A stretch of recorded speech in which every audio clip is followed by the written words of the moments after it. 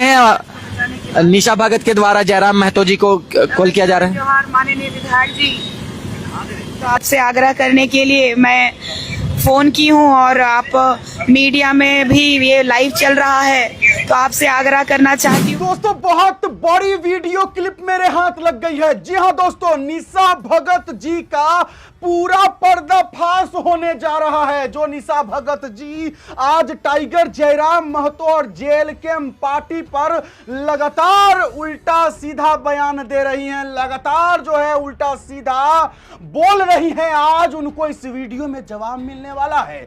निशा भगत जी का पूरा पर्दाफाश होने वाला है। आज एक वीडियो क्लिप हम आपको दिखाने जा रहे हैं जिससे यह साबित हो जाएगा कि टाइगर जयराम महतो के बिना निशा भगत जी को कोई पूछने वाला भी नहीं है। हम नहीं बोल रहे हैं, हम आपको एक वीडियो क्लिप दिखाते हैं, साबित हो जाएगा कि आज जो निशा भगत जी टाइगर जयराम महतो जी का विरोध कर रही है, जिस जेएलके पार्टी पर अनर्गल बयान दे रही है, वही जेएलके पार्टी, वही टाइगर जयराम महतो के बिना उनका कोई वजूद नहीं था, कोई पूछने तक वाला नहीं था। बिना देरी किए हुए सबसे पहले वीडियो क्लिप देख लीजिए। और तो क्या आप अपने विधायक जी से कह के एक बार अर्जी नहीं लगवा सकते हैं क्या? मैं अभी फोन करती हूँ, अगर वो उठा लेते हैं तो डेफिनेटली मैं उनसे भी आग्रह करूंगी, गुहार करूंगी कि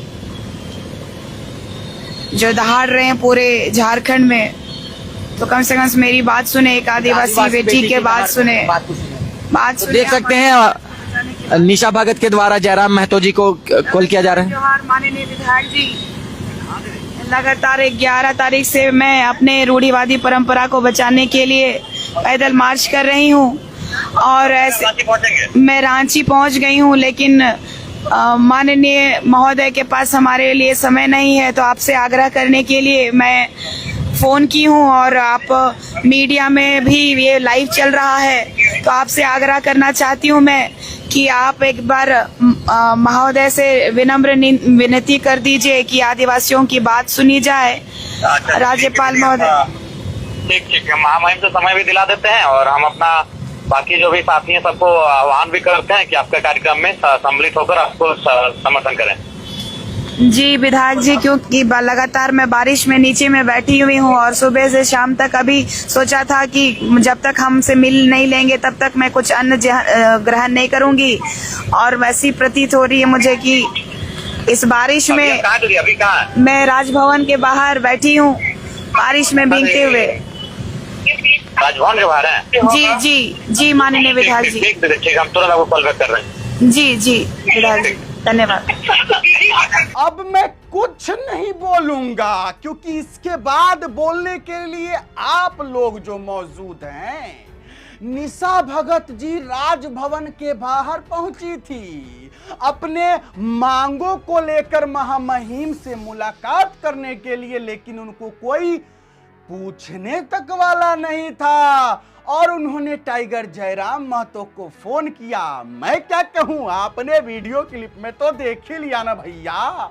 उन्होंने टाइगर जयराम महतो को फोन किया, उन्होंने विधायक जी से गुजारिश की कि मुझे यहाँ कोई पूछने तक वाला नहीं है, मेरा तो कोई कदर ही नहीं कर रहा है, जरा आप कुछ कीजिए। तब हमारे डुमरी के विधायक टाइगर जयराम महतो ने कहा, दीदी आप चिंता ना करें, मैं हूं, मैं अभी आपकी मुलाकात महामहिम राज्यपाल महोदय से करवाता हूं और कुछ लोगों को भी आपके रैली में आप जो मांग के लिए आंदोलन कर रहे हैं, धरना दे रहे हैं, अपने लोगों को भी भेजते हैं जो आपका समर्थन करेंगे। मैं कुछ नहीं बोलूंगा, अब आप बोलिए। यही हमारी शेरनी दीदी जी, यही हमारी निशा भगत जी टाइगर जयराम महतो पर क्या क्या नहीं बोल रही हैं। यही शेरनी दीदी जेएलके के बारे में न जाने क्या क्या बोल रही हैं। यहां तक कि हमारे महामहिम राज्यपाल महोदय को भी बोल दी कि गंगवार जाति कुड़मी जाति का उपजाति है, ये खेला केंद्र सरकार से हो रहा है। यानी कि निशा भगत जी राज्यपाल महोदय को भी टाइगर जयराम महतो से जोड़ दिए कि राज्यपाल महोदय भी वही करते हैं जो टाइगर जयराम महतो जी चाहते हैं। मैं नहीं कह रहा हूं, वीडियो क्लिप शायद आपने देखा होगा। मेरी वीडियो अगर आप कंटिन्यू देखते होंगे तो जरूर सुने होंगे कि निशा भगत जी राज्यपाल महोदय पर क्या बोली थी।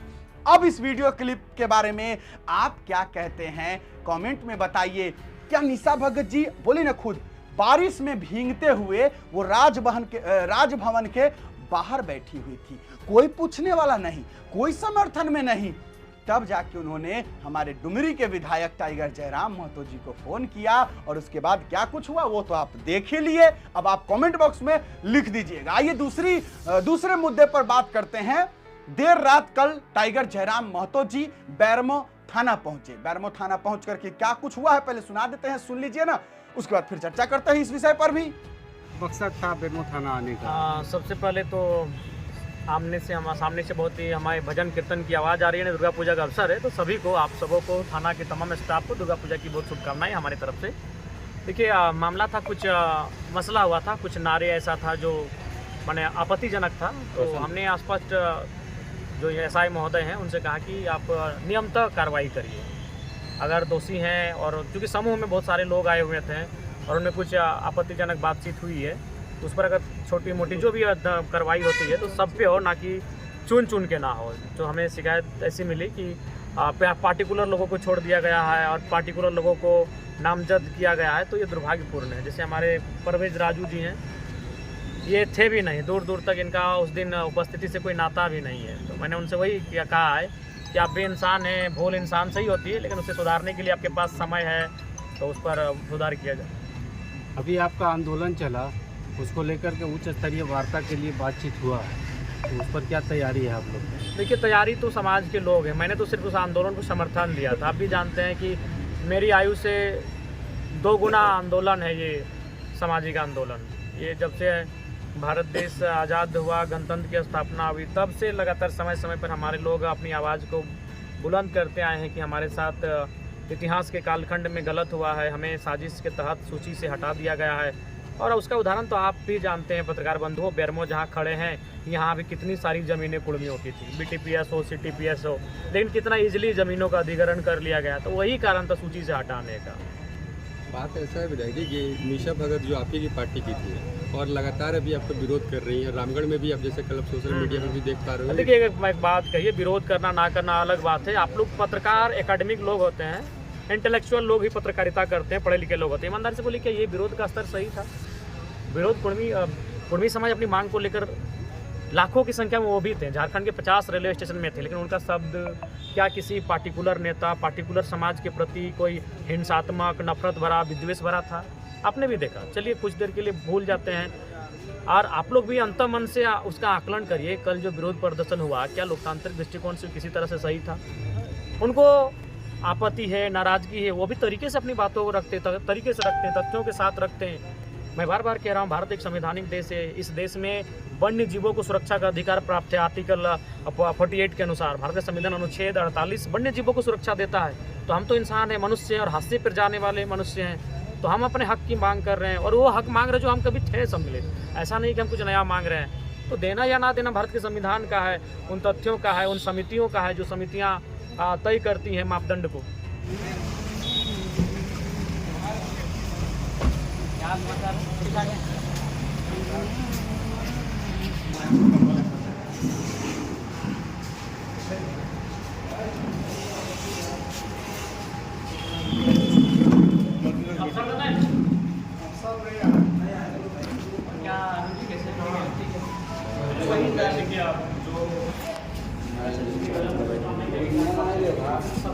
चलिएगा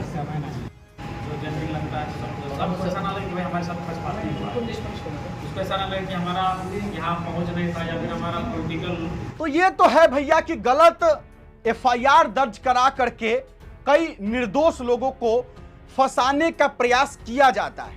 वही एक व्यक्ति को जिनका कोई दोष नहीं था उन्हें नामजद किया गया, गलत एफआईआर जो है उनके खिलाफ किया गया। चूंकि टाइगर जयराम महतो के वो समर्थक थे और इस वजह से उनको फंसाने का प्रयास किया गया। जैसे ही टाइगर जयराम महतो को यह सूचना मिली, तुरंत जो है पहुंचते हैं बैरमो थाना और वहां जाकर के बात करते हैं कि एकदम निष्पक्ष कार्रवाई कीजिए। ऐसा मत कीजिए कि इनको पे एफआईआर कीजिए, इनको जेल में कीजिए, इनको छोड़ दीजिए। नहीं, आप ऐसा जांच कराइए कि जो दोषी है उन पर कार्रवाई हो, जो निर्दोष हो वो फंसे नहीं। दोस्तों, इस वीडियो को लेकर के आपका राय विचार क्या है कमेंट बॉक्स में जरूर लिखिएगा। निशा भगत जी का जो मैंने वीडियो क्लिप दिखाया उसके बारे में आपका क्या कहना है? क्या सवाल है मेरा, क्या निशा भगत जी को टाइगर जयराम महतो जी ने पहचान नहीं दिलाई?